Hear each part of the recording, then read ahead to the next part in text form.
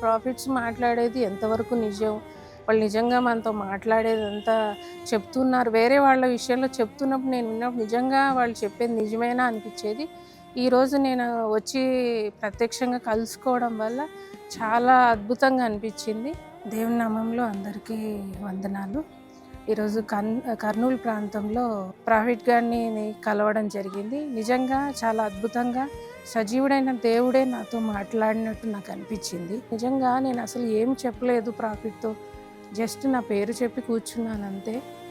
ఆయన ప్రతిదీ నాకున్న హెల్త్ ఇష్యూస్ అయినప్పటికీ నా ప్రాబ్లమ్స్ అన్నీ, నా ఆలోచన ఏమై ఉంది అని ప్రతి ఒక్కటి ప్రాఫిట్ గారు చెప్తున్నప్పుడు నేను ఎంతో ఆశ్చర్యపోయాను. నేను ప్రార్థిస్తున్న ప్రతిసారి అనుకునేదాన్ని, నిజంగా ప్రాఫిట్స్ మాట్లాడేది ఎంతవరకు నిజం?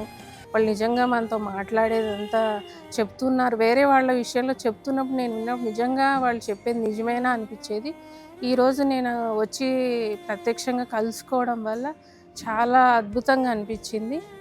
ఎన్నో విషయాలు, నా జీవితంలో జరిగిన విషయాలు, నేను ఏ విధంగా హెల్త్ ఇష్యూస్ ఎదుర్కొంటున్నాను, ప్రతి నిమిషం ఏమేం జరిగాయి అన్నది చెప్తూ ఉన్నప్పుడు చాలా ఆశ్చర్యం వేసింది. నిజంగా దేవుడు సజీవంగా మనతో ఉన్నాడు, మన మధ్యలో ఉన్నాడు అనడానికి ఇదో నిదర్శనంగా నా సాక్ష్యం ఉండాలని యేసయ్య నామంలో మీ అందరికీ విన్నవించుకుంటున్నాను. ప్రతి ఒక్కరు కూడా రండి, ప్రాఫిట్ జాషువా గారిని కలవండి. మీ జీవితంలో ఉన్న బాధ, వేదన, సమస్య ఏదైనప్పటికీ దానికి తప్పకుండా జవాబు దేవుడు మీతో ఇస్తాడు, మాట్లాడతాడని నేను ఎంతో నమ్మకంగా చెప్తున్నాను.